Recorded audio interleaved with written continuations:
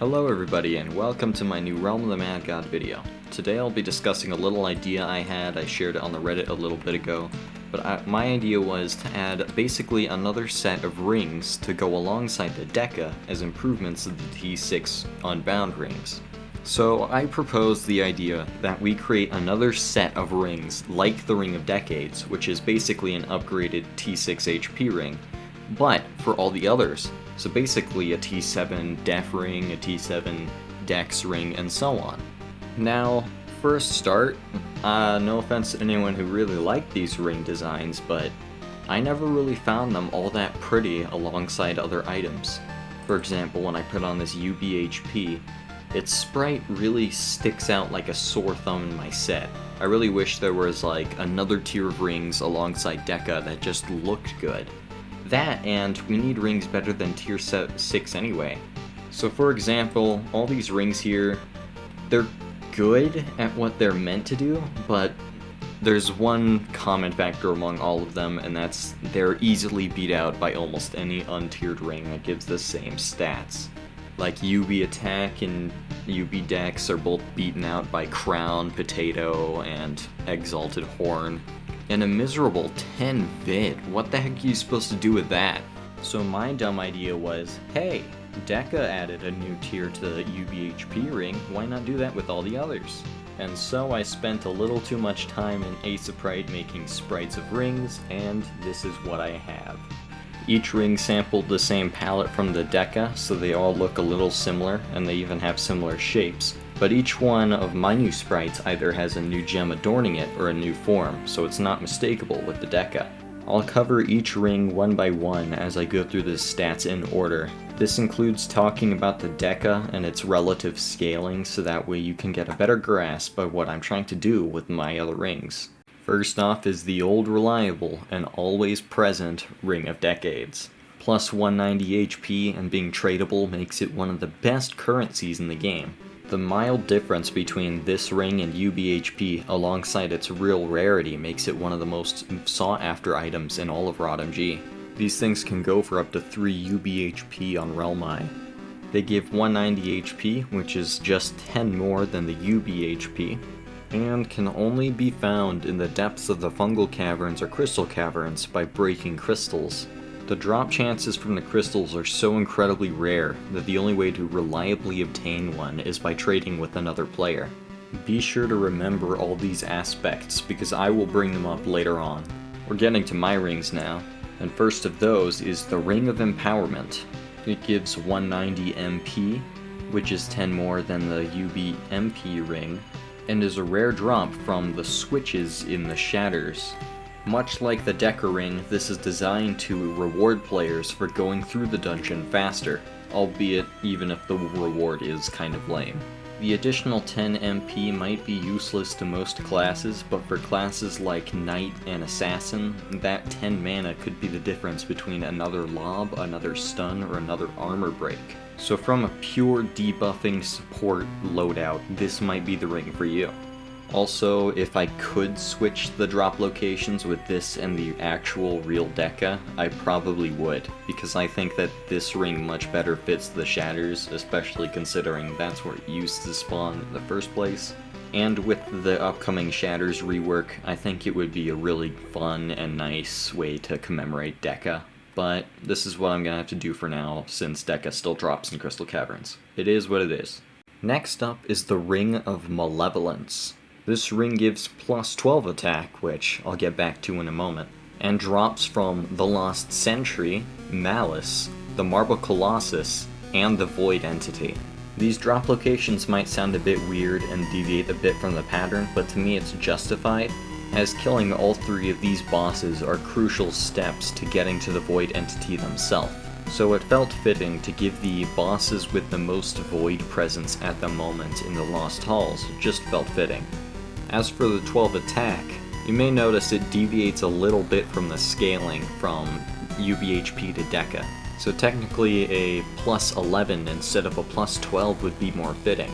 To that I say, I like 12 more. Suck it, it's my video, sue me. Besides, its plus 12 won't even technically outscale Crown, because Crown still has the plus 110 HP to make it way better than this ring. Next ring! Next up we have the Ring of Velocity.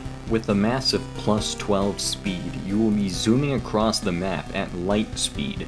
It is a rare drop from the 3 crystal minions that the crystal entity summons during its boss fight.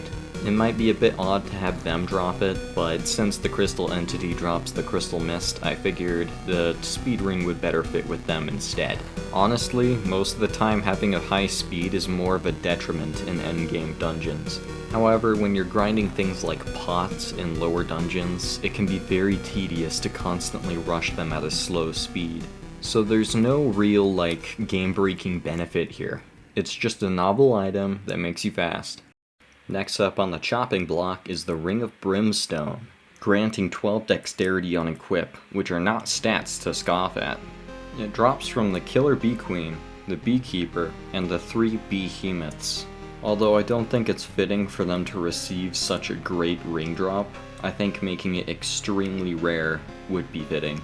I figured since the ring gives no other beneficial stats, it's sort of justified to be in an easier Exalted dungeon. Yes, I finally get to talk about the Wiz Ring! Up next we have the Ring of Memories.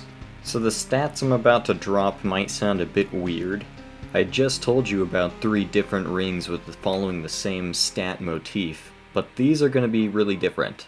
The reason that is I suspect there will be a tiered ring rework for Wiz and Vitality rings. So the Ring of Memories gives you 19 Wisdom. I anticipated the UB Wis ring would be buffed to about 15, 16, or maybe even 18 Wiz. So the 19 just felt right compared to the 190 from Deca. I hope this in some way might actually make Wiz rings viable somehow, because nowadays everyone's running Geb ring instead of UB Wis on any Wiz mod build, and even then it still sucks. Who knows, maybe the additional wisdom could make Sorcerer and Necromancer good classes again. The Ring of Memories drops from both the Agonized Titan and rarely from the pots that spawn the little fires to get to the cult. Gee, I wonder what the next ring is gonna be. It's a Vit ring. Introducing the Ring of Constitution, as in Vitality, not like the Bill of Rights Constitution. The Ring of Constitution gives you a fat 19 Vitality. Because of course if you want a Vit ring to be viable, you just have to lather it on there. Everybody knows that Vit is the worst stat in the game, aside from Wisdom of course. So why not make the Vit ring super beefed up just for the funnies? Imagine rushing Lost Halls past a trickster with Gambler's Fate and Avarice while you're over here rocking Fungal Plate and a 19 Vit ring. Having high Vit is a very fun endgame novelty.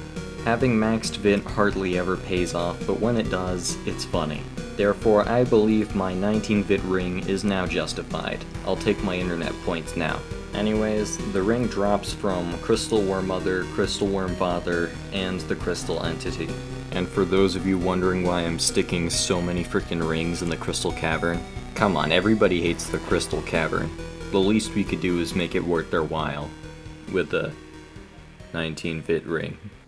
And lastly, the one I forgot to talk about earlier, the Death Ring, or more fittingly, the Ring of Fortitude. Giving a massive 12 defense, this is a good ring if you want to chill in Godlands on a night. Just that little much more defense, so that way you won't get knocked into combat as often. What's more to say? Beefy ring for beefy boys. It drops from the Lotus Stones in the Marble Colossus fight. And there we have it. That's the video.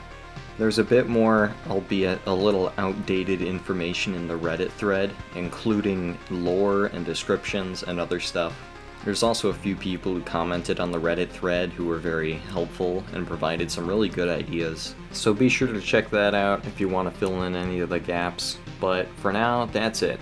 Let me know if you want to hear any of my other Realm the Mad God ideas, because I actually have a lot. I have everything from reskins, new event whites, ST sets, and even entire dungeons. So let me know in the comments how you would implement a new tier of ring. Also let me know what you would like to see in another Realm the Mad God video. And smash the like button if you feel like smashing the like button. And with that, I'll see you in the next one. Bye bye.